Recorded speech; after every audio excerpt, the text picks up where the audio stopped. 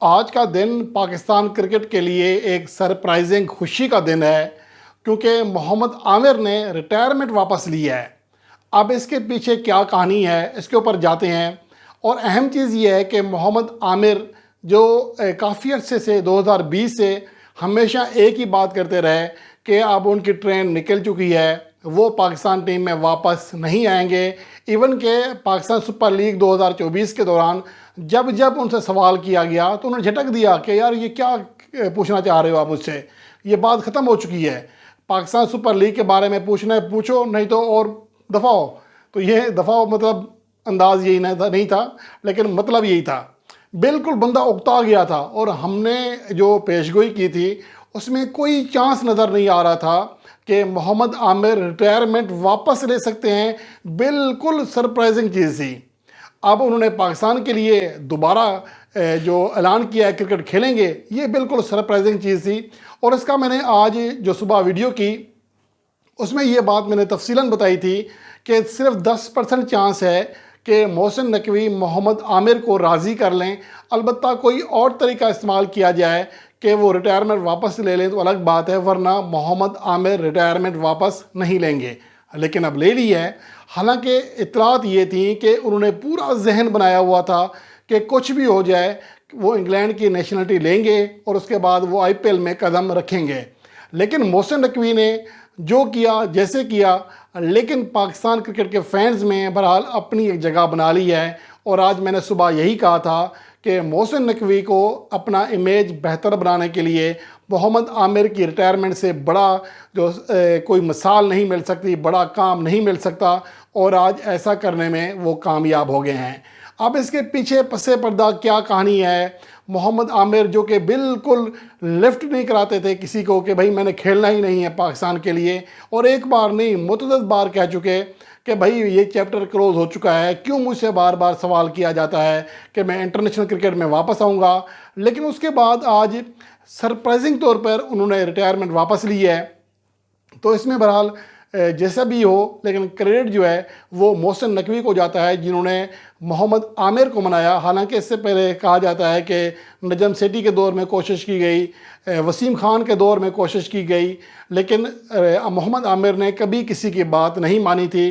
شاہین شاہ آفریدی نے جو international T20 league ہے وہاں پر ایک ساتھ کھیلتے رہے، وہاں اس کو منانے کی کوشش کی، لیکن محمد عامر نے نو لفٹ کا بورڈ لگایا ہوا تھا کہ نہیں جی اب یہ پاسبل نہیں ہے کہ میں دوبارہ آؤں۔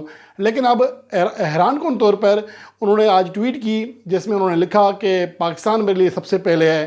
حالانکہ پاکستان گزشتہ درمیان 3 سال گزرے ہیں، اس میں بھی شاید پاکستان سب سے پہلے آتا تھا، لیکن بہرحال جو بھی ہے ہم نے اس کو زیادہ تنقید کا نشانہ ہم نے نہیں کرنا، تو اس کو ہم پازیٹیو لیتے ہیں۔ پس پردہ کہانی بڑی ہے، وہ فی الحال نہیں کھلی اور کھل جائے گی، ایسا نہیں ہے کہ کہانیاں زیادہ عرصے پیچھے نہیں رہتی ہیں۔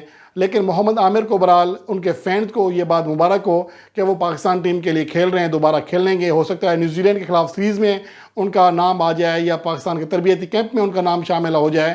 لیکن اہم چیز یہ ہے کہ اب بڑا مقابلہ ہوگا۔ حالانکہ میں نے آج اسٹیٹس آپ کے ساتھ شیئر کیے تھے، اس میں محمد عامر کی کارکردگی اس لیول کی نہیں ہے جتنا کہا جاتا ہے، لیکن اب اصل مسئلہ ہوگا شاہین شاہ آفریدی محمد عامر کے درمیان ریس ہوگی، کیونکہ نسیم شاہ نے اپنی کارکردگی سے ثابت کر دیا ہے کہ وہ حالیہ عرصے میں شاہین آفریدی سے بہتر فارم میں ہیں، پاور پلے میں بہتر پرفارمنس دے سکتے ہیں، تو انہوں نے اپنے آپ کو ثابت کر دیا ہے۔ لیکن اصل اب مسئلہ یہ ہے کہ شاہین آفریدی اور محمد عامر میں سے کون سا پلیئر مستقل جگہ بنائے رکھے گا۔ یہ تینوں پلیئرز اپنے اپنے طور پر کھیلیں گے اور روٹیشن پالیسی کے تحت کبھی کوئی کھیلے گا کبھی کوئی۔ لیکن جو بھی ہے اب پاکستان کا بولنگ یونٹ پہلے سے کئی گنا زیادہ مضبوط ہو جائے گا، کیونکہ شاہین آفریدی اور نسیم شاہ کے بعد جو پاکستان کے باقی اوورز کراتے تھے بولرز، اس میں ایک تو حارث روف آتے تھے، ان کی بولنگ کبھی چل جاتی تھی تو تباہی مچاتے تھے، اور کبھی مار کھاتے تھے تو بہت بری مار کھاتے ہیں، کھاتے تھے نہیں کھاتے ہیں ابھی بھی۔ اور زمان خان ابھی ان کا PSL بہت برا گزرا۔ محمد وسیم جونیئر کی کارکردگی میں تسلسل نہیں تھا، نہ ہی فہیم اشرف کی۔ تو پاکستان کو ایک اور ایسا بولر چاہیے تھا جو آپ کا مین بولر ہو۔ اب پاکستان کے 3 مین بولر ہوں گے، اور عماد وسیم، شاداب خان کی صورت میں 2 بہترین اسپنر ہوں گے۔ تو پاکستان کا بہترین بولنگ یونٹ تیار ہو چکا ہے T20 ورلڈ کپ 2024 کے لیے۔ اب دیکھنا یہ ہے کہ پاکستان کے جو سلیکٹرز ہیں یا مینجمنٹ ہے وہ کیا کیا فیصلے کرتی ہے۔ محمد عامر نے ظاہر ہے اگر ریٹائرمنٹ واپس لی ہے تو ایسے نہیں لی، ان کو یقین دہانی کرا دی گئی ہے کہ ان کا کم بیک ہوگا، ان کو کنٹریکٹ بھی ملے گا، وہ غیر ملکی لیگز بھی کھیلیں گے۔ تو اب دیکھنا یہ ہے کہ آنے والے دنوں میں پاکستان کا بولنگ یونٹ، خاص طور پر اپریل میں جب نیوزی لینڈ کی ٹیم آئے گی تو کیسے کام کرتا ہے۔ پاکستان کا بہترین بولنگ یونٹ تیار ہو چکا ہے، چاہے اسپن میں ہو چاہے فاسٹ بولنگ میں ہو۔ البتہ صرف اور صرف مڈل آرڈر میں کمی ہے، وہ ہو سکتا ہے کہ افتخار احمد اور عثمان مل کر اس کو پورا کر دیں، رضوان بھی ساتھ دیں گے۔